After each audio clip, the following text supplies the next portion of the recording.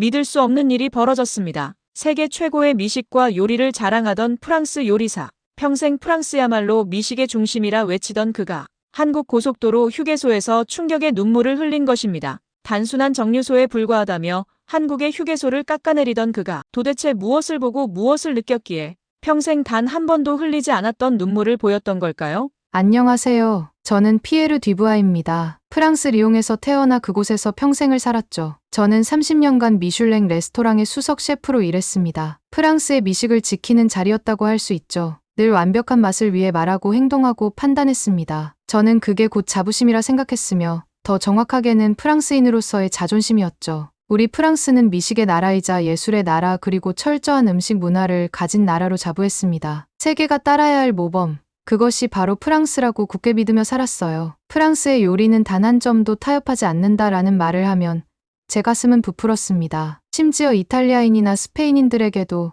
당신들 나라의 요리는 우리만큼 섬세하지 않지요? 우리 프랑스는 그렇지 않습니다. 라고 자랑스럽게 말했죠. 미식의 중심, 그것이 바로 우리 프랑스라고 생각했습니다. 퇴직 후엔 작은 정원을 가꾸고 와인 한 잔과 함께하는 저녁, 식사와 클래식 음악을 들으며 하루를 마무리하는 것이 제 일상이었죠. 손녀들에게는 프랑스 요리가 세계 최고인 이유나 프랑스의 미식 문화가 왜 다른 나라들의 본보기가 되는가를 가르치며 조용한 노후를 보내고 있었습니다. 그런데 인생이란 게 참 재미있죠. 제가 상상도 못했던 곳으로 그리고 상상도 못했던 방식으로 절 이끌었거든요. 어느 날 제 딸 소피는 제게 충격적인 말을 했습니다. 아빠, 저 한국 사람과 결혼했어요. 이제 서울에서 살아요. 처음 그 말을 들었을 때 저는 귀를 의심했습니다. 눈이 저절로 커졌어요. 내 남편 김민우라는 사람이에요. 정말 좋은 사람이에요. 저는 즉시 머릿속으로 한국이라는 단어를 검색했지만 떠오른 것은 매운 음식, 김치, 복잡한 아시아 국가 정도뿐이었습니다. 정확히 말하자면 저는 한국에 대해 아는 게 거의 없었고 알고 있는 것마저 대부분 부정적이었어요. 소피, 정신 차려라. 내가 한국 음식에 대해 뭘 알아? 겨우 몇 개의 한식 레스토랑을 방문하고서 그런 결정을 내렸단 말이냐? 제 목소리는 점점 높아졌습니다. 아빠, 그렇게 화내지 마세요. 민우는 제가 만난 사람 중 가장 다정하고 배려심 많은 사람이에요. 아, 그래. 그런데 왜 그렇게 멀리 가야 하지?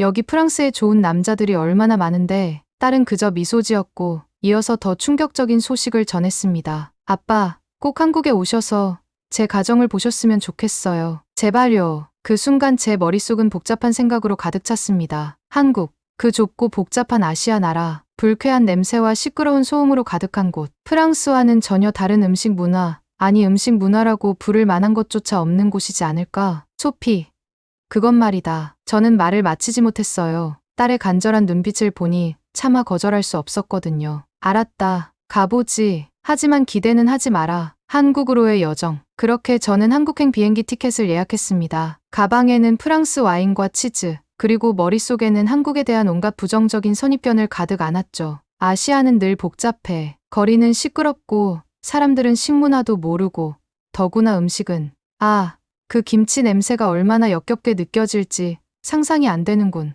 비행기 안에서 옆자리에 앉은 한국인 사업가에게 물었습니다. 한국은 어떤가요? 음식은 모두 맵나요? 여전히 서양 요리를 배우고 있나요? 그는 친절하게 웃으며 대답했습니다. 한국은 이제 세계적인 미식 국가예요. 음식도 다양하고 한식의 철학도 깊어요. 하지만 저는 속으로 생각했습니다. 아시아인들 항상 자기 나라 음식 자랑에 과장이 심하지. 그런 제가 딸의 초대로 인해 아내 마리와 함께 서울로 향해야 했습니다. 물론 처음부터 곱게 간 건 아니었어요. 저는 자부심을 가방에 꽉 채운 채 이런 마음으로 인천공항에 첫 발을 디뎠습니다. 당신들은 아직 우리만큼 미식을 이해하지 못할 테니 내가 좀 가르쳐 줘야지. 한국인이 내 사위라니 정말 음식 수준부터가 다르겠지. 첫 번째 충격. 인천공항에 도착하자마자 저는 첫 번째 충격을 받았습니다. 공항은 놀랍도록 깨끗했고 모든 것이 효율적으로 움직이고 있었어요. 입국 심사는 자동화되어 빠르게 진행되었고 넓고 웅장하지만 지나치게 깔끔한 공항의 규모의 놀라움을 금치 못했답니다. 하지만 저는 여전히 의심의 눈초리를 거두지 않았습니다. 그래, 겉보기에는 그럴듯하군. 하지만 이건 외국인들에게 보여주기 위한 것일 뿐이겠지. 공항 도착장에서 저희를 기다리고 있던 딸 소피와 사위 김민우를 만났습니다. 민우는 깊게 고개를 숙이며 인사했어요. 장인어른, 장모님 만나 뵙게 되어 영광입니다. 먼 길 오시느라 고생 많으셨습니다. 예의 바르고 스마트해 보이는 이 낯선 청년이 내 딸의 남편이라니. 그의 존중이 담긴 인사에 저는 약간 당황했습니다. 하지만 곧 이건 그저 표면적인 예의일 뿐이야 라고 생각했죠. 서울로 향하는 차 안에서 저는 창밖 풍경을 비판적인 시각으로 살폈습니다. 이 도시는 파리에 비하면 초라하군. 우리 파리는 더 아름답고 더 예술적이지. 사위는 그저 미소 지며 말했습니다. 네, 파리의 아름다움은 세계적으로 유명하죠. 저희도 배울 점이 많습니다.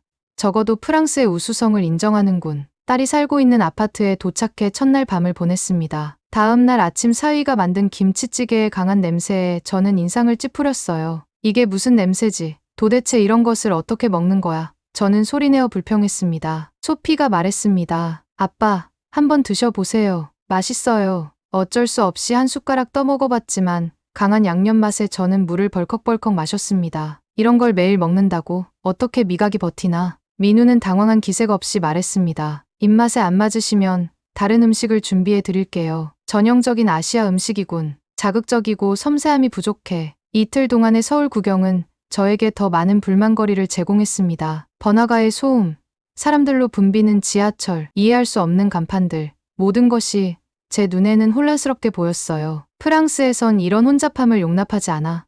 우리는 여유와 품격이 있지. 그러던 중 사위가 제안했습니다. 장인어른, 내일 부산으로 여행 가요. 부산 가는 길에 고속도로 휴게소에 들러보시는 게 어떨까요? 한국 음식 문화를 느껴보실 수 있을 거예요. 저는 속으로 비웃었습니다. 고속도로 휴게소, 프랑스에서도 가장 형편없는 음식을 파는 곳인데 거기서 무슨 음식 문화를 느낀다는 거지. 도로 한복판에서 뭘 할 수 있다고? 고속도로 휴게소라니 생각만으로도 눈살이 찌푸려졌습니다. 프랑스의 고속도로 휴게소는 그저 담배 연기 가득한 카페테리아와 비싼 패스트푸드, 그리고 맛없는 샌드위치가 전부였으니까요.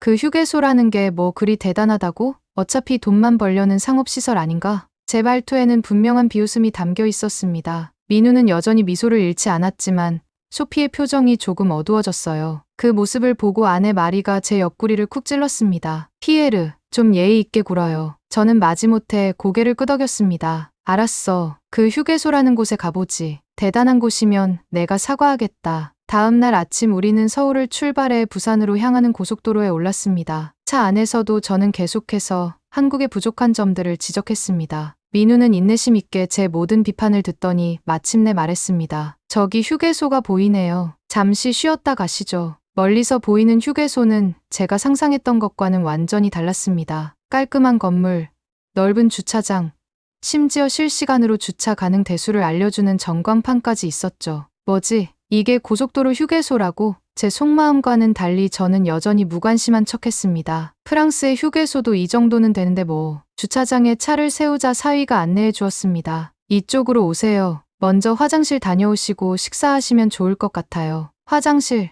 아마 더럽고 냄새나는 공간이겠지. 저는 속으로 생각했습니다. 그러나 화장실에 들어서자 제 선입견은 또 한 번 산산조각 났습니다. 깨끗하게 정돈된 공간, 자동 세척 시스템, 무료로 제공되는 화장지, 노인과 장애인을 위한 손잡이, 아기를 위한 기저귀 교환대까지. 심지어 화장실 안에서 흐르는 클래식 음악까지. 이게 고속도로 휴게소의 화장실이라고? 프랑스의 인류 호텔보다 더 깨끗하잖아. 하지만 저는 여전히 제 놀라움을 감추려 했습니다.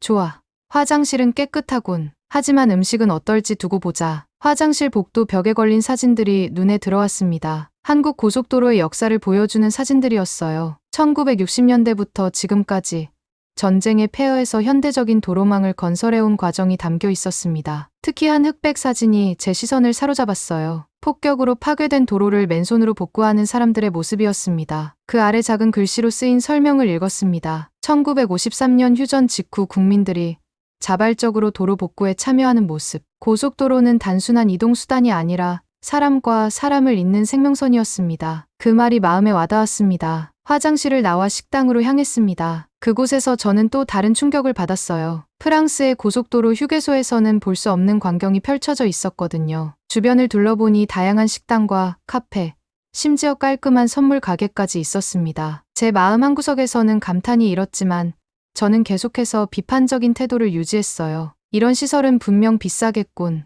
관광객들에게서 돈을 뜯어내기 위한 수법이겠지. 민우가 말했습니다. 아닙니다. 장인어른, 여기 가격은 서울 시내보다 오히려 저렴한 편이에요. 모든 사람들이 부담 없이 이용할 수 있도록 관리되고 있거든요. 저는 믿지 않는다는 듯 코웃음 쳤습니다. 우리가 식당 코너로 들어서자 햄버거, 핫도그 같은 패스트푸드만 있을 거라 생각했던 제 예상과 달리 다양한 한국 음식들이 진열되어 있었습니다. 국밥, 우동, 떡볶이, 순대국, 향긋한 국물 냄새와 다양한 반찬의 색채가 시선을 사로잡았어요. 이런 것들을 누가 먹는다는 거지? 아마 맛은 별로겠지. 더 놀라운 건 이곳의 분위기였습니다. 그 복잡한 공간 속에서도 묵묵히 식사하는 가족들, 혼자서도 편안하게 밥을 먹는 어르신들, 그리고 무엇보다 정돈된 질서, 마치 제대로 된 식당에 온 것 같은 느낌이었어요. 앞에 앉은 노부부를 관찰하고 있었습니다. 할아버지가 할머니에게 의자를 가리키며 말했어요. 여보, 저기 가서 앉아 있어. 내가 음식 가져다 줄게. 그 작은 배려의 순간이 왠지 마음에 와닿았습니다. 하지만 저는 여전히 고집을 부렸어요. 프랑스에서도 이런 모습을 볼 수 있어. 특별할 건 없지. 우리 차례가 되어 사위가 메뉴를 고르기 시작했습니다. 장인어른, 이건 순대국이라는 한국의 전통 음식입니다. 한번 드셔보시겠어요? 순대, 그게 뭐지? 제가 물었습니다. 돼지 창자에 찹쌀과 채소, 피를 넣어 만든 음식입니다. 프랑스의 부댕 누아르와 비슷하다고 할 수 있겠네요. 창자라고? 그런 걸 먹으라고? 위생적으로 괜찮은 거야. 저는 혐오감을 숨기지 않았습니다. 소피가 제 팔을 잡았습니다. 아빠, 프랑스에서도 부댕 누아르를 먹잖아요. 한번 드셔보세요. 정말 맛있어요. 마지못해 저는 동의했습니다. 좋아. 한번 먹어보지. 하지만 맛없으면 내가 빼도 괜찮다는 거지. 음식을 받아 테이블에 앉았습니다. 검은색의 이상한 건더기가 들어있는 국물은 처음엔 좀 이상해 보였어요. 저는 의심스러운 눈길로 그릇을 바라봤습니다. 이게 정말 먹을 수 있는 건가? 냄새는 사실 나쁘지 않은데. 김이 모락모락 나는 국물을 조심스럽게 한 숟가락 떠서 입에 넣었습니다. 그 순간 저는 시간이 멈춘 듯한 느낌을 받았어요. 뜨거운 국물이 목을 타고 내려가는 순간 오래전 제 할머니가 끓여주던 포타주의 맛이 혀끝에 살아났거든요. 그 따뜻함, 그 정성. 할머니가 늘 말씀하셨죠. 피에르, 음식은 그저 배고픔을 채우는 게 아니란다. 음식은 사랑이지. 갑자기 어린 시절의 기억이 물밀듯이 밀려왔습니다. 추운 겨울날 학교에서 돌아오면 늘 부엌에서 수프를 끓이고 계시던 할머니. 그 냄새를 맡으며 느꼈던 안전함과 편안함. 순간 제 눈앞이 흐려졌습니다. 손에 든 숟가락이 살짝 떨렸어요. 아버지, 맛이 어떠세요? 딸이 물었습니다. 저는 말을 잊은 채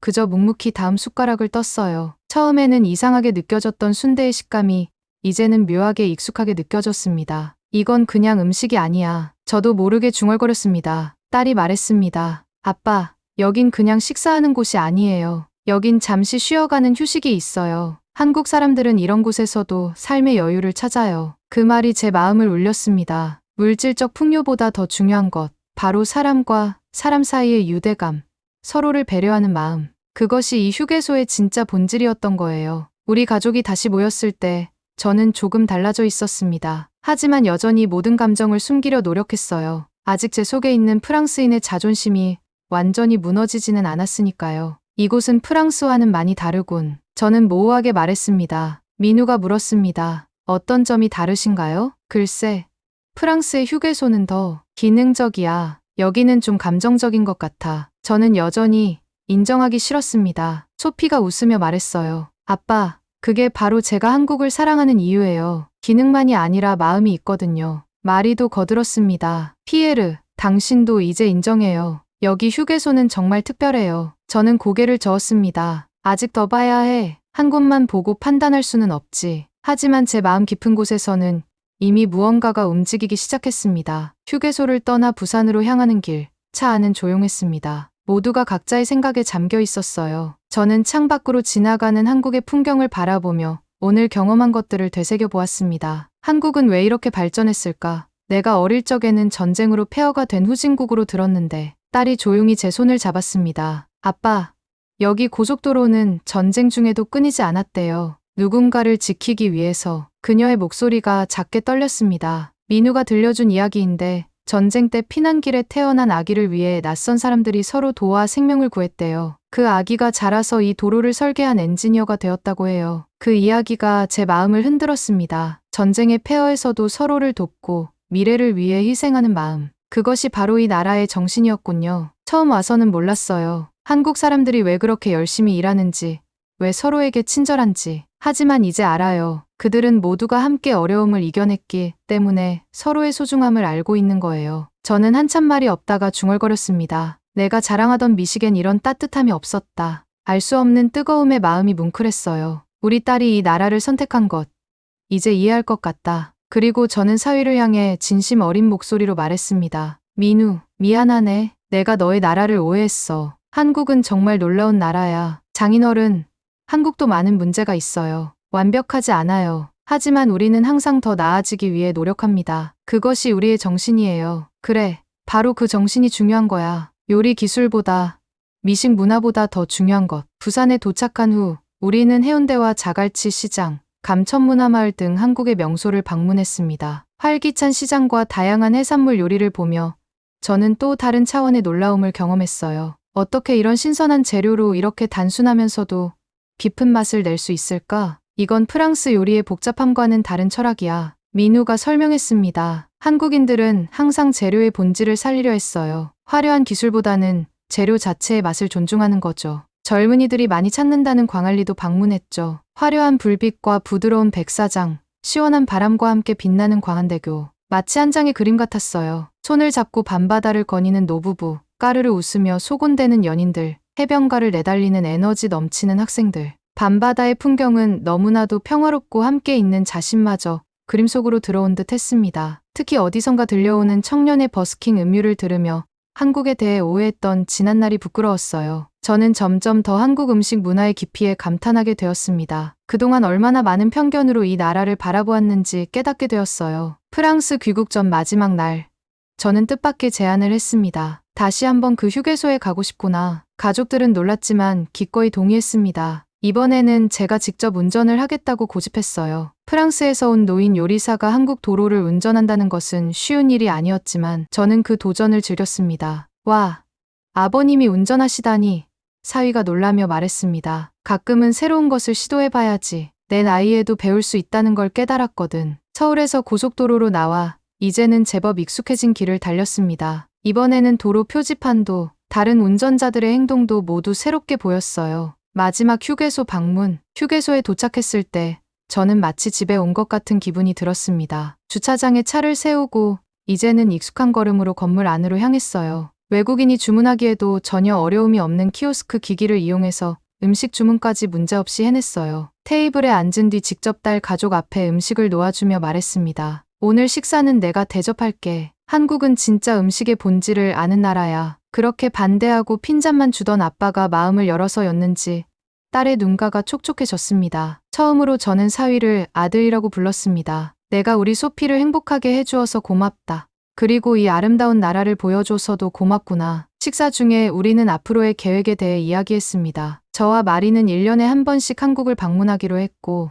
언젠가는 딸과 사위가 아이를 갖게 되면 한국과 프랑스의 문화를 모두 배울 수 있도록 돕겠다고 약속했어요. 아빠, 정말 한국이 마음에 드신 거예요? 딸이 기쁜 듯이 물었습니다. 그래, 정말 마음에 들었다. 처음에는 이해하지 못했지만 이제는 내가 왜 이곳을 선택했는지 알 것 같구나. 식사를 마치고 우리는 모두 함께 휴게소 주변을 산책했습니다. 이제는 그저 휴게소가 아니라 추억이 담긴 특별한 장소가 되었어요. 마지막으로 휴게소를 나서며 저는 뒤를 돌아봤어요. 저녁 노을이 휴게소 위로 붉게 물들고 있었습니다. 마음까지 따뜻하게 물들고 있는 듯 했습니다. 오늘 이야기 어떠셨나요?